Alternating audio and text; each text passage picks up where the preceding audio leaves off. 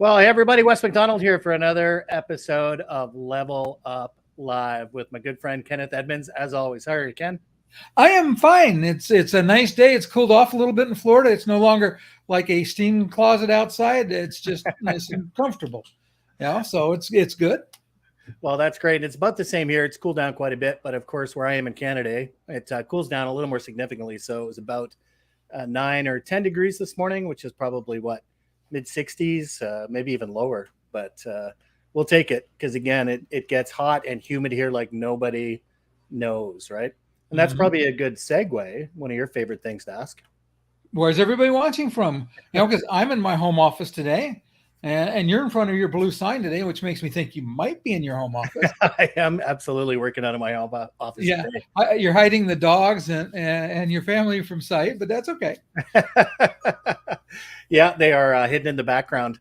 And so remember, let us know where you're watching from. We love to know. And the other thing we want are your comments and questions. And one of the first comments and questions I'll bring up today, Ken, is that I'm actually not a host today. Nope, you're not. You're in the hot seat today because West has changed what he's doing a little bit, at least, maybe a lot. But West is pretty much a person that's always staying on top of the trends. So let's tell us about what you're doing and why. Yeah, I appreciate that. So, as everyone's probably aware, if they follow my LinkedIn profile page, at least, and if you don't, please make sure that you do. I'll be sure to put up some information in the thing. But if you're watching this in LinkedIn, feel free to DM me, send me a connection request, and learn more about sort of what I'm doing. Right. But I would say probably, I don't know, 10 or 11 months ago, when the whole generative AI craze started, I dug in like a tick. And Ken, you and I have talked about this. It brought me back to a time in my career when I saw a paradigm shift in how we did business. And that was the early days of the internet. So I was Yeah. a young, scrappy sales rep. I was actually just finished university and I was in line to think about going to teachers college to become a teacher. And I did a short gig in Guyana, South America, doing some work for Toyota. And when I got back, of course, looking at my future, I needed to, make some money to go back to school. And I had a friend of mine who said, "Hey, you know what? I heard about this crazy company, and they're doing this thing called the internet." And I was like, "Tell me about that." And he goes, "Well, they're using it in universities right now, military, with ARPANET, et cetera. But they're thinking of bringing it mainstream." And I said, "Well, tell me more about that." And by the time I got through it, I thought, well, I'll take it on as a part-time sales job. I'd never done sales in my life. And the rest was history, right? It just exploded. And look where we are today using the internet to do this live stream. The internet has completely transformed businesses, allowing people to work from remote locations very much like they're, working in an office, et cetera, right? Just absolutely, a stunning change. And hence this direction in artificial intelligence. I've always been very keen on staying ahead of the trends. First was the internet. Then when I stumbled into the managed print world, that was working for Multilaser when they came out with this newfangled software for monitoring and managing disparate fleets of printers. And I knew that was a big thing. And I certainly, have no regrets looking back. I love this channel that we serve. And looking to the future, looking to the present, I should say, on artificial intelligence and how that is going to be the next big thing, right? And as I say to people, they say, "Yeah, I've heard it's the biggest thing since the iPhone." I'm like, you got to go back further than that. This is, Yeah. yeah. Yeah, you triggered something in me. I want to mention this because think about what would happen to all of the generations younger than ours if you took their internet away. They would Right? not know how to function No. because everything comes via the internet. And I can remember when I didn't have the internet when I first started working on computers. None of that was there, and I can remember when it first came out and doing web pages by hand coding and learning those things. So it's definitely changed. And we were talking beforehand. I'll just share one little use of it. Recently, I was going to create some video ads for the next session of the Service Academy with the BTA, and I asked it for a script, and it gave me the script, and it gave me the graphics, and told me how to do the shots, and I was like, wow, that's pretty good. And the nice thing is it was pretty close to what I would do. Well, it was better in the sense that its choice of graphics probably was better than what I would have used, but it's amazing the power it has. It really is. And I appreciate that story. And I love that story. And I'll share one more, but I'll keep the names of the innocent secret to keep them safe.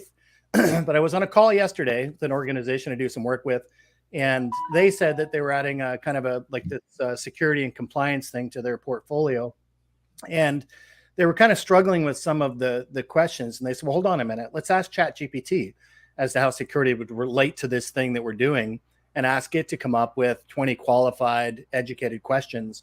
And boom, there it was, right? And that's probably a good segue into why AI for business, right? That there is a library out there of knowledge, of expertise, of leadership lessons that one single human being or even three single human beings could not have access to. But generative AI has opened up that for everybody, right? And one of the things I've explained to people, Ken, they said, well, how is this any different than IBM Watson, or how is this different than what people were doing with machine learning and everything else, right? And that this is a democratization of artificial intelligence, right? That generative AI is available to everybody. You can use it just to do simple queries to help you write blogs. In your case, as you talked about using it for, being able to garner that information, the story that I just shared, it's available to everybody. And you can go really deep or you can stay really light, but it's the first time in history that it's been, democratized, right? Yeah, exactly. And again, you talked about your use of questions. When I was creating some exams for my service management course, I had some books that I'd had the students read. So I asked it to give me 10 multiple choice questions on each of the books. And that's what my test is, because it did a much better job than I would have, and much quicker. Yes. And we've got a special guest. He's waiting in the green room, and I'm not going to bring him in quite yet, but he did in the private chat really raise an important thing, right? That a lot of people are afraid of artificial intelligence for business, that there's been this idea of replacing people. And our guest said AI makes professionals even better. Can't replace human vision, feelings, and oversights. Great stuff. And I think that's a really important thing. I think they named it wrong, right? That we're calling it artificial intelligence. And it was actually in an interview, Ken, that you and I did quite a while ago together for somebody who said something that has stuck with me ever since. It should be called augmented intelligence, right? So this idea that it takes the strengths that we have and can make them stronger, right? Can replicate, can give us powers of efficiency beyond, anything that we've had access to in the past, right? So that's certainly one of the things that we're trying to do at westmcdonald.co, is to make sure that people, understand that they can use this to better their efficiencies and, to make their businesses stronger, right? I agree with that. And I want to add one other thing to that. The people that are afraid of being replaced by it, what they need to do is learn how to effectively prompt it, and they will become super valuable. I mean, you look at what people are paying right now for people that can write AI queries, or AI prompts, and it's amazing. But the reason is because that AI doesn't have creativity. It can regurgitate knowledge, but it doesn't have creativity. So the human element of creativity is always going to be necessary. Yeah, I think so. And I'm a big believer in the fact that just like the other tools that we use in business, if it's email, if it's our cell phones, if it's the software packages we use, if it's cloud adoption, all of these things came with a certain level of fear, right? And that's one of the things that I'm trying to do in my business coaching and training efforts. And one of the big ones that's coming up for our channel in particular, for those that are, that have served with us for so many years, is ECS 2024. And I'm going to bring in Mr. Michael Cousins to talk about this, because we are showrunners for a pretty big, important part of this upcoming event. What's going on, Mr. Cousins? How we doing there, gents? Oh, we're trying to make big things happen here, brother.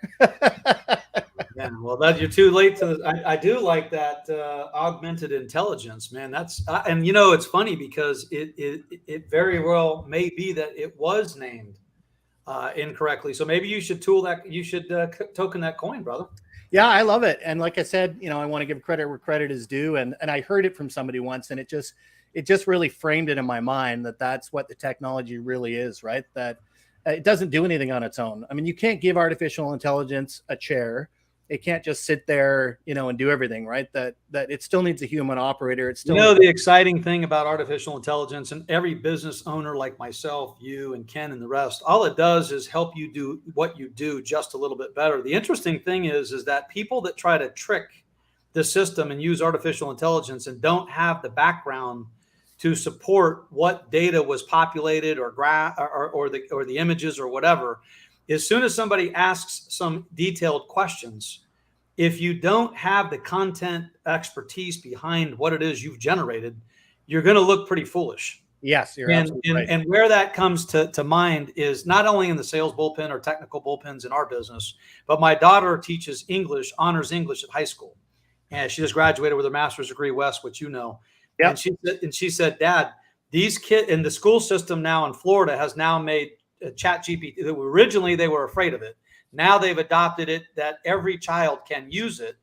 And the reason why they've done that is because it was diversity and inclusion. If you didn't let everybody use that, then you were being preferential. Anyway, my point is Amanda will teach. My daughter's name is Amanda. She'll teach, whatever, English. And she's going through the process. And these kids will use ChatGPT, but they don't know how to write. So the stuff comes out and they can't even speak to it. If they had to get up in front of the group and discuss what they wrote, they don't know how to do it. So you better still learn, even though you have artificial intelligence or augmented intelligence on your side, you still got to learn and know what you do. Yeah. And it actually, I've spoken with people about this in my coaching as well, right? That it forces us to be better educators and be better leaders, because we know that we have to work with our people in other ways to make sure that they have that deep learning, that they have that deep level of understanding. And I know one of the things they're doing in my kids' school right now, she's going to grade 12, right, is that no longer do they just have to submit essays, but they have to actually go through an interview on that essay to go through the points and give further background and insights, right? So I think it's a powerful way too to get teachers and students to engage more, right? That, it actually, there is an opportunity there if we're willing to adapt and change. And that's certainly one of the things that I'm trying to do with West McDonald Co. is to help people to do that, right? So to say, here's the reality that we're in. And this is a big deal. I would say this, Wes, one of the things, and when I ran my business, it's funny, I had, 25 sales technicians, and my service technical manager bought this software. I don't remember exactly what it was, but we hung this 65-inch television, about 4 of them up in the service bullpen. And we could see, and I gave all my technicians iPhones, because they broke every phone I gave them. But with that phone and the contracts I could get, they had but anyway, we could bring, as we were taking people through, and this is the days before artificial intelligence, it was so exciting that we could take them through and you could see where that technician was in Miami. And so sometimes they could set it up and give me alerts telling me they were going 75 and a 50. Yeah, absolutely. So the point is that artificial intelligence, it's like if you're talking to Gary Levin at CEO Juice, all this stuff is it's like steroids for your muscles. And so you still got to do the work. That's the point. And every business owner that I talk to, to Ken's point earlier, somebody's got to populate that stuff. What is the stuff? What is the information that's being shared, and who populated it? So this is really good stuff. Exactly. Well, let me add one thing to that too, real quickly, because I had it write a blog post for another business. I took some information I had collected and gave it to it, and it came back. And as I was reading what it wrote, there were 2 references to specifics that I couldn't find, and so I asked it to clarify exactly what the link to that reference was. And then it came back and said, "Oh, no, I created examples."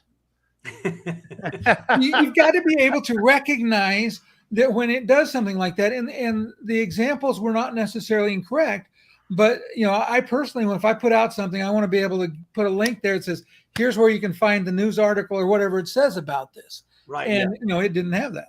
Right. Yeah, and that's actually a good segue into the blog that I just released this morning, right? That humans and AI make mistakes, how embracing both is key for growth, and we go through a lot of that stuff, right? So for anyone that's looking for some business learnings in AI, just head over to westmcdonald.co.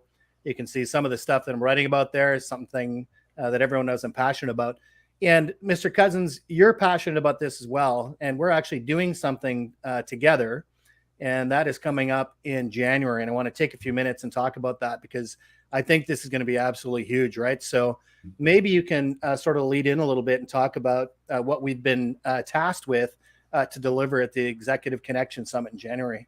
Yeah, well, it's exciting because this topic, in my opinion, having owned and run a number of my own businesses, this is, to me, I can't imagine anybody that I'm talking to that doesn't see this as an element or an initiative into their business. Just like you would have KPIs for profits and revenue growth and whatever your KPIs are. I don't understand how you wouldn't have artificial intelligence, but that being what it is, we're going to make we're going to bring this up and bring it to fruition and talk about something that's the big gorilla in the room, and that's how artificial intelligence is affecting the SMB, really every business leader.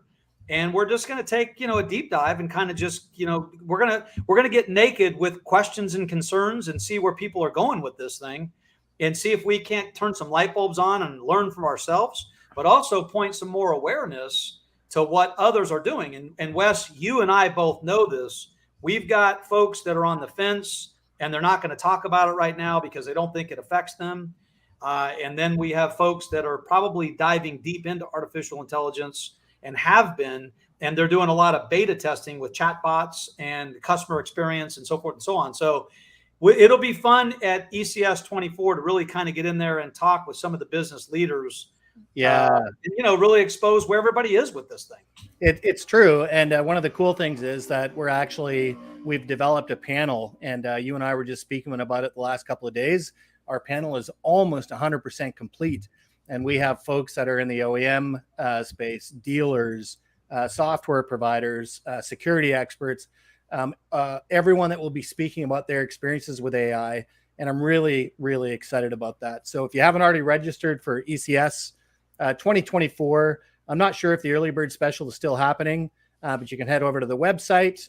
You can actually register there. You can also reach out directly to myself or Mr. Cousins, and of course, Mike Stramaglio, and register for that event, right? Well, I don't know that just anybody can register. I think you have to have scored 4 touchdowns. And, you better have some kind of you got to have a good resume or you can't join the program. That's right. But if you think you can do it, if you think you'll pass the test, then definitely get out there. And another event that's coming up, as we're on the topic of events, I'll actually be down seeing you, Mr. Cousins, in your neck of the woods at the Pros Elite National event coming up in November, right? And is Jerry Newberry going to give free rides in the Lamborghini, or what's going on? I hope so. Yeah. I did send him a different color every year, that boy. Yeah. Well, it'd be really exciting to see him down there, and obviously all the dealers that are going to be at that event as well, right? So This is actually an event that I was invited to speak to. It's not something I proactively went out and searched for. And it's just an indicator that this is such a hot topic with companies right now. And that if you're not paying attention to AI for your business, then obviously you're missing out. Wes, how long is your talk track, or what is what are you doing with Pros Elite? What are you just going to speak on? What dealer what's the? Yeah, I'll be speaking with the dealers. I'm not going to give away all of the stuff because I do want to keep some of it secret. I did share quite a bit of it with Jerry and the group, and it really is, I think, some compelling evidence for dealer principals on not only why they should be considering AI in their business, but how. And I think that's the other important part, right? Is, looking at concrete examples of things that they can start doing today and more long-term in the future to make sure that they're staying ahead, right? And, all three of us on this call have talked about it, right? AI is no longer a nice to have, and it doesn't matter how much you're using it. Ken has ways that he uses it. Michael, you have ways that you're using it, and I have ways that I use it, right? And it's, the essential thing, I think today at least, is to make sure that you're getting started, right? Yeah. One of the things that just occurred to me as we were talking about it and thinking about the capabilities is a challenge for dealers in general, but in particular in the service area, is the analysis of numbers. And especially if they don't have a good tool from a third party to take their raw data out of eAutomate and do something to make it usable. And I am thinking that you could probably define a set of rules and then just download the raw data from different reports, load it in, and have it identify, where you got a machine or a technician that's got a weakness, and do it quickly and pretty accurately. Yeah, it's funny, I was actually schooled by some service managers at a BTA event in a good way, right? One of the things I was talking about was how service managers could use it to do level 1 triage and tech support on.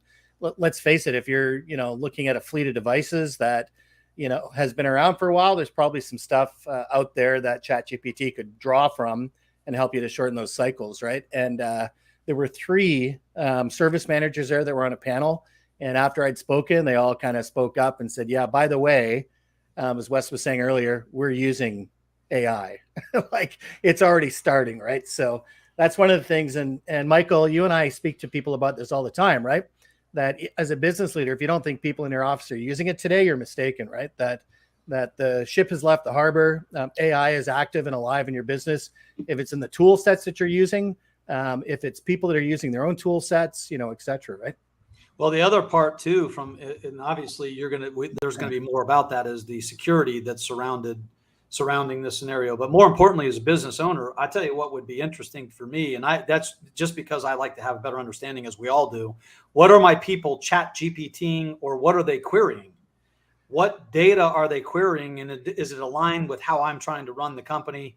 What business initiatives we're trying to make? Does it give the tone, which is even more important in terms of the response back to the customers or vendors or whatever? So the business owners that are like, yeah, we'll just deal with this. Okay. I mean, then you basically have a termite in your house that's eating the wood, Completely agree. And, of course, we can help them out in other ways too. So Michael Cousins and I are actually heading up a new live stream called AI Live, and you'll be able to join us every Tuesday at 10 a.m. And we'll be interviewing exclusively guests that have proficiency and expertise in the world of artificial intelligence. So I'm super excited to be doing this. So you'll be able to join Michael Cousins and myself on Tuesdays, and Kenneth Edmonds and myself on Wednesdays. So if you're looking to level up your business, if you're looking to, dive deeper into AI, Michael, I'm super excited to be starting this live stream with you. I'll tell you what, it's amazing, because when you look at, even with Ken, I mean, just the little things that he's illuminated here. I mean, just think about how much more proficient that makes your company. You've got the owner or the leader going through and collecting data, and then he just volunteered by telling you that the images came back a little differently than what he would have done. The content gave him some different initiatives. Now, he's obviously has to have the oversight. But man, right. Think about how great those meetings are going to be, and how detailed the content, because we all know we can have all the meetings we want, but if the information doesn't drive action, so it's just exciting. I keep hearing dealers. I don't know if you saw Stramalio's podcast the other day with Morrissey and Baselli, and those guys basically were talking about how excited they were with the business today. And they're not real too big on artificial intelligence that they share. Yeah. They're more interested in how they're growing the business with really the imaging side of the business. $400 million company that continues to grow and wants to continue to pay a lot of, basically their big initiative is say, listen, we own 2% of the marketplace. So even at $400 million, we've got a lot of runway here. So it's exciting times. There's no question. It's more, I've been in this business 33 years. It's more exciting now than it's ever been. And I thought it was exciting when copiers became digital. Right?